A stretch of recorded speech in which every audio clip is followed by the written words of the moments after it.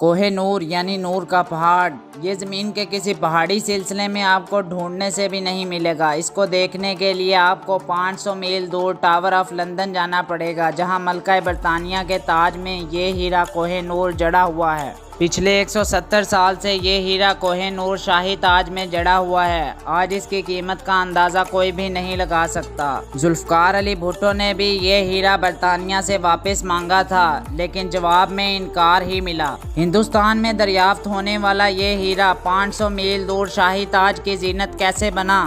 السلام علیکم دوستو، میرا نام ہے فاروق معاویہ اور آپ دیکھ رہے ہیں ایف ایم وائس۔ اور ایف ایم وائس کی آج کی ویڈیو میں ہم آپ کو نور کے اسی پہاڑ کی داستان سنانے جا رہے ہیں، جس کے لیے بادشاہوں نے آپس میں جنگیں لڑی اور 5 ملک آج بھی اس کی ملکیت کے لیے لڑ رہے ہیں۔ کوہ نور اپنی دریافت کے وقت دنیا کا سب سے بڑا ہیرا تھا، لیکن آج دنیا کے بڑے ہیروں میں اس کا نمبر 90 ہے۔ اس کا وزن 106 کیرات ہے، جبکہ دنیا کے سب سے بڑے ہیرے اسٹار آف ایڈم کا وزن 1404 کیرات ہے۔ یعنی کوہ نور وزن کے لحاظ سے دنیا کا سب سے چھوٹا اور شہرت کے لحاظ سے دنیا کا سب سے بڑا ہیرا ہے۔ یہ ہیرا کب کہاں کس کو ملا یہ کوئی نہیں جانتا۔ کہا جاتا ہے کہ یہ ہیرا جنوبی ہندوستان میں کوہ نور کی کانوں سے نکالا گیا تھا۔ یہ بھی کہا جاتا ہے یہ ہیرا جنوبی ہندوستان میں خشک دریائی سطح سے نکالا گیا تھا۔ ہندوؤں کا ماننا ہے کہ انگا سلطنت کے راجہ کرن کے پاس یہ ہیرا ہوا کرتا تھا۔ ایرانیوں کے مطابق کوہ نور کا تعلق اس کے ہم شکل ہیرے دریائے نور سے ہے، جس کو ایران کا بادشاہ افراسیاب پہنا کرتا تھا۔ کوہ نور تاریخ کی نظر میں پہلی بار تب آیا جب سلطان علاء الدین نے اسے 1305 میں مالوا کے راجہ مہلاک دیو سے چھینا تھا۔ اس کے بعد یہ ہیرا تاریخ کے صفحات سے غائب ہو گیا۔ 16ویں صدی میں یہ ہیرا گوالیار کے راجہ بکرماجیت کے پاس پہنچ چکا تھا۔ پانی پت کی پہلی لڑائی میں ابراہیم لودھی اور اس کا اتحادی بکرماجیت مارے گئے اور بابر نے اپنے بیٹے ہمایوں کو آگرہ پر قبضہ کرنے کے لیے بھیجا، جہاں بکرماجیت کے خاندان نے یہ ہیرا ہمایوں کے حوالے کر دیا۔ ہمایوں نے یہ ہیرا بابر کی خدمت میں پیش کیا، لیکن بابر نے خوش ہو کر یہ ہیرا ہمایوں کو ہی بخش دیا۔ جلاوطنی کے دور میں ایرانی بادشاہ طہماسپ کی میزبانی سے متاثر ہو کر ہمایوں نے یہ ہیرا ایرانی بادشاہ کو دے دیا۔ صرف 2 سال بعد ایرانی بادشاہ نے یہ ہیرا دکن کے بادشاہ برہان الدین نظام شاہ کو بطور تحفہ بھجوا دیا۔ 1655 میں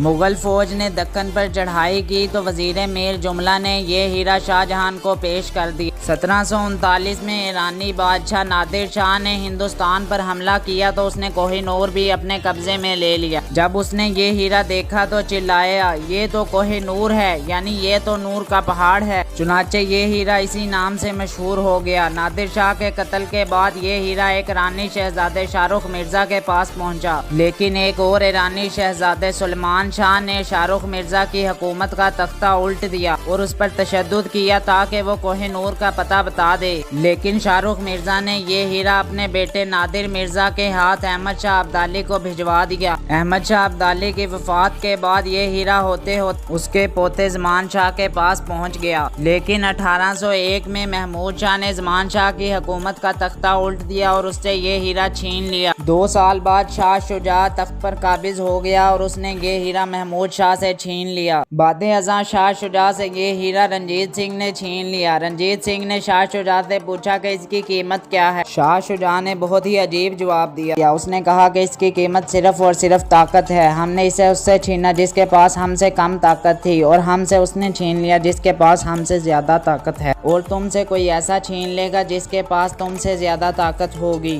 اور قسمت کی ستم ظریفی دیکھیے کہ ہوا بھی یہی۔ اس طرح یہ ہیرا 500 میل دور برطانیہ کے شاہی تاج کی زینت بن گیا، کیونکہ رنجیت سنگھ کے پوتے سے یہ ہیرا برطانیہ نے چھین لیا، اور آج بھی یہ ہیرا ٹاور آف لندن میں موجود ہے۔ ایسی معلوماتی اور انٹرسٹنگ ویڈیوز دیکھنے کے لیے ایف ایم وائس کو سبسکرائب کریں۔